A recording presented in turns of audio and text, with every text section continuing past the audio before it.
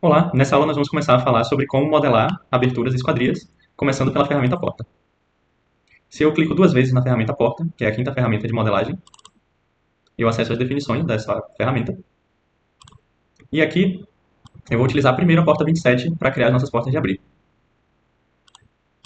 Se eu clico nesse menu, eu posso escolher a altura nominal, a largura nominal da folha e a altura nominal, além de escolher algum afastamento do piso, mas eu vou deixar esse afastamento zerado.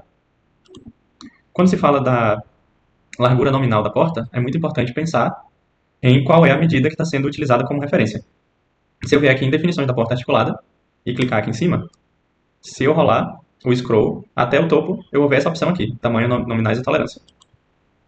Eu vejo que no momento, esse 90 por 2,10 está sendo contado em relação às dimensões do vão da porta. Mas, por padrão, o que a gente adota na Constituição Civil é utilizar as dimensões da folha. Então, por causa disso, eu vou fazer essa alteração logo. E aqui dentro mesmo, eu poderia colocar 90 por 2,10. Ou então posso voltar aqui para a nossa aba de pré-visualização e colocar 90 por 2,10. Aqui clico em OK. Agora, se eu quiser inserir, por exemplo, essa porta aqui na nossa cozinha, primeiro eu vou passar o meu mouse em cima de uma parede, já que a ferramenta de porta vai sempre ficar associada a uma parede. Então, para fazer uma porta, eu preciso ter uma parede que ancore ela. Depois que eu coloco o mouse aqui, eu estou vendo que, para marcar a boneca da porta, né, que é esse afastamento entre essa parede e aonde o vão da porta realmente começa, essa opção de inserção pelo meio da porta, pelo centro da porta, não é ideal. Então, por causa disso, eu vou trocar para uma das outras opções. Assim como na ferramenta viga, ou na ferramenta pilar, né, que a gente ajusta o ponto de inserção, eu vou precisar testar também para ver qual fica melhor. Selecionei esse e ele jogou para o lado oposto do que eu queria, então vou pegar esse outro aqui. Quando eu estiver com a porta no canto que eu quero, que é esse mesmo, eu posso aproximar aqui, e se estiver indo para outra parede, eu posso apertar em Tab. Vou apertar Q, e agora esse círculo azul aparece, e aí eu posso deslocar a minha porta para o lado que eu gostaria. E o número da distância vai crescendo. Então eu vou apertar Tab, vou digitar 0,8, que é o tamanho da boneca, e aperto Enter. Pronto, agora, sem clicar em nada ainda, eu posso mover o meu mouse para escolher o lado de abertura da porta. Eu quero escolher para que ela fique para baixo, para esse lado aqui, então eu clico para confirmar. E pronto, agora a nossa porta já foi inserida aqui. Agora que eu já tenho a porta inserida, eu posso selecioná-la e com o Ctrl T entrar nas definições dessa porta. E eu posso fazer algumas alterações. Primeiro, eu posso dar uma olhada aqui em quais são as opções que eu tenho para editar essa porta. A gente já viu os tamanhos nominais de tolerância, vou deixar eles como vieram por padrão. E aqui em definições da porta, eu tenho várias definições gerais. A mais importante seria o estilo de folha da porta e o tipo de abertura. Como essa é uma porta simples, eu vou deixar presa na lateral mesmo, mas poderia colocar uma porta que abre para os dois lados. E a folha da porta também, eu vou deixar uma folha lisa, mas poderia alterar para um dos estilos que o Arcade deixa disponível. Além disso, poderia mudar o estilo da maçaneta também, caso desejasse. Aqui no batente folha, eu posso mudar a largura do batente. Digamos que eu coloque agora 3 centímetros. E se eu clicar aqui em OK, aí eu vejo que a largura do batente realmente diminuiu. E eu também posso deixar o batente com a espessura igual à da parede ou não. Se eu desmarco isso, aí agora ele não se desenvolve mais em toda a parede. E tem essa pecinha aqui que vem para completar. Mas eu acho que por padrão é melhor a gente deixar isso aqui ligado. Então vou usar o Ctrl T de novo, deixar nas definições dele ligado. Aqui uma outra definição bem importante é o tipo de abertura, que a gente já definiu, e o ângulo de abertura no 2D e no 3D. Também por padrão vou deixar aqui 90, para que a gente veja aberto na planta baixa, e fechado nas elevações e no 3D. Vem com a linha de abertura, mas vou deixar isso tudo por padrão. Em atributos do modelo, poderia escolher outra superfície para a porta, caso eu desejasse. E caso eu queira deixar a superfície uniforme, posso mudar somente uma, e isso iria alterar todos. Mas vou deixar a superfície de madeira mesmo. Se eu clico novamente, a gente tem algumas configurações aqui do requadro. Via de regra, são configurações que a gente não vai mexer, porque a gente não costuma precisar disso nos nossos projetos, a gente vai deixar como vem para o padrão, que é o requadro reto. E aqui em equipamentos e acessórios, o mais importante de todos, quando a gente fala de porta, são as guarnições, que a gente chamaria de alisar aqui. E aí eu posso deixar isso ativado ou desativado. Se eu desativo aqui a guarnição interna, por exemplo, eu estou tirando aquele acabamento que tem aqui, né, entre o vão da porta e onde a parede começa. Se eu entrar nas definições novamente e mudar aqui, retirar também a externa, aí eu vou ficar com a minha porta assim. Isso depende muito de como a gente vai usar no projeto. Eu vou voltar aqui com o Ctrl Z para que fique tudo como estava antes.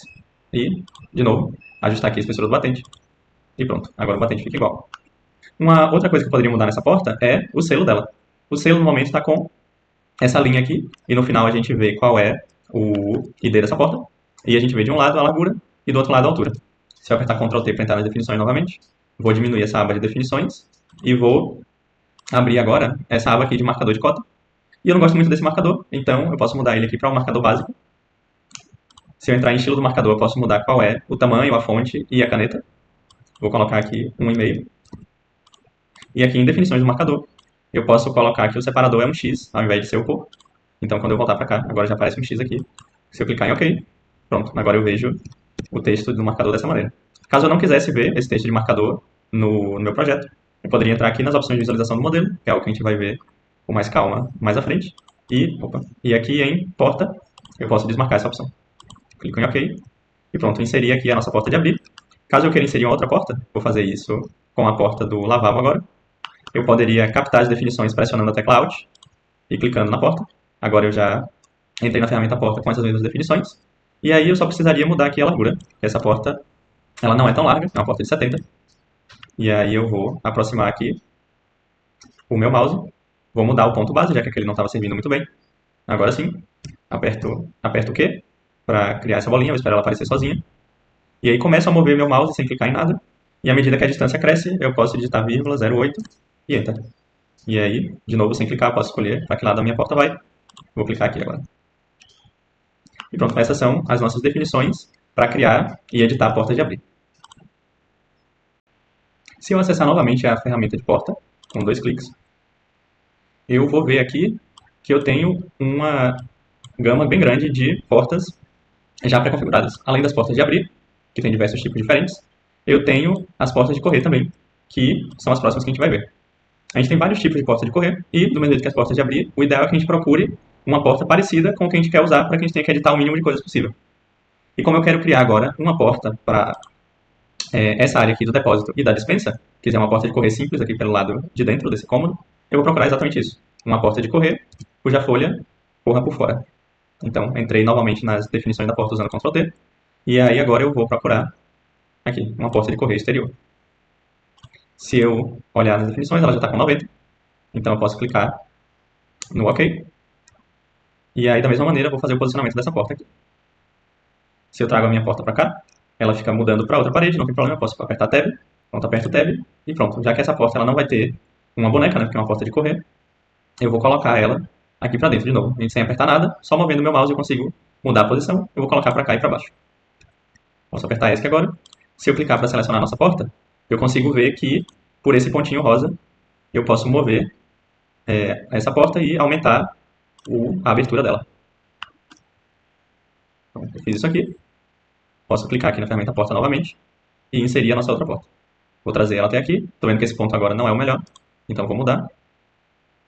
Trouxe para cá e vou jogar para esse lado agora. Clico novamente e pronto, criei as minhas duas portas.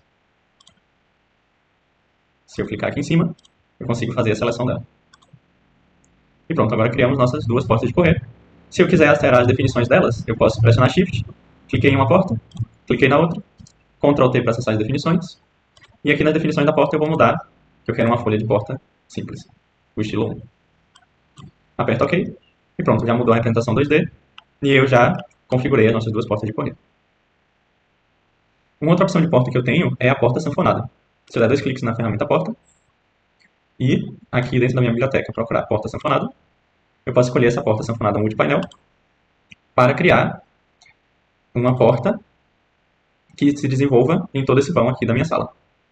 Com essa porta, eu vou deixar as configurações que vieram inicialmente e vou só clicar para inserir e escolho o lado de abertura. Eu quero que ela abra para o lado direito, né, e se recolhe aqui no lado esquerdo, então eu vou clicar exatamente aqui para encerrar. Pronto, agora que eu fiz isso, eu vejo que essa porta claramente não está do tamanho que eu gostaria ainda, mas para remediar isso, eu posso selecionar essa porta e vou clicar nesse ponto aqui no canto. Com essa última opção da paleta flutuante ativada, eu vou deslocar o meu mouse e clicar onde eu quero encerrar.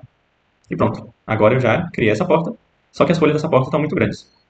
Para editar isso, eu vou apertar Ctrl T, e aqui nas definições dessa porta, eu vou mudar o número de folhas para 9 folhas. Também vou mudar o tipo de folha, e vou colocar esse estilo 5 aqui, que é um estilo um pouco mais contemporâneo. Se eu quiser, posso clicar aqui nesse ponto rosa para regular o quanto essa porta vai aparecer aberta ou fechada. E pronto, se eu apertar F5 para ver como essa porta ficou no 3D, eu já consigo ver como é que ela se desenvolve. Se eu voltar aqui para o 2D, eu estou vendo também que a espessura do nosso batente, né, não está exatamente igual à espessura da parede que ela está inserida.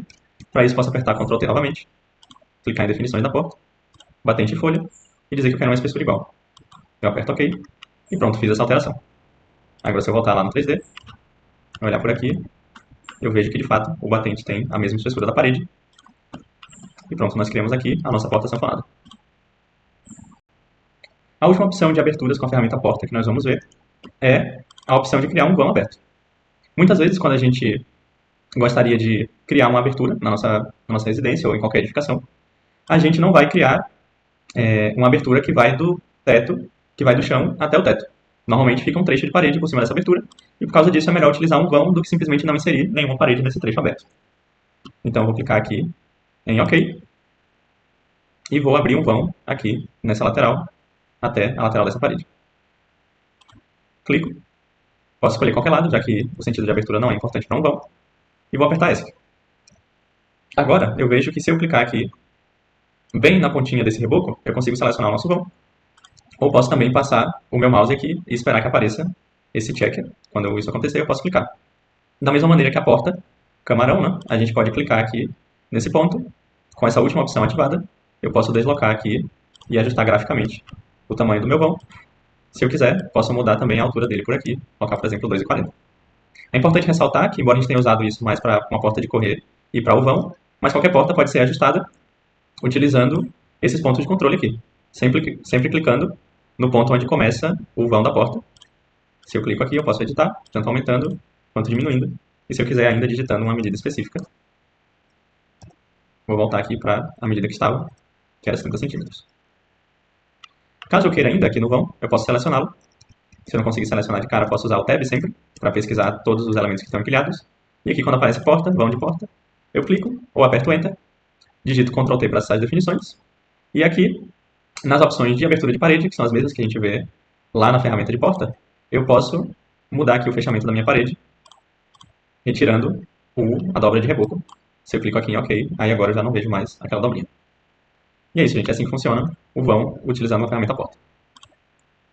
Tanto a ferramenta de porta quanto a ferramenta de janela são ferramentas muito ricas. Então, eu recomendo que vocês deem uma olhada com cuidado para ver todas as opções que tem aqui, porque cada porta tem uma geometria diferente e tem definições diferentes que a gente vai poder editar para representar praticamente qualquer situação.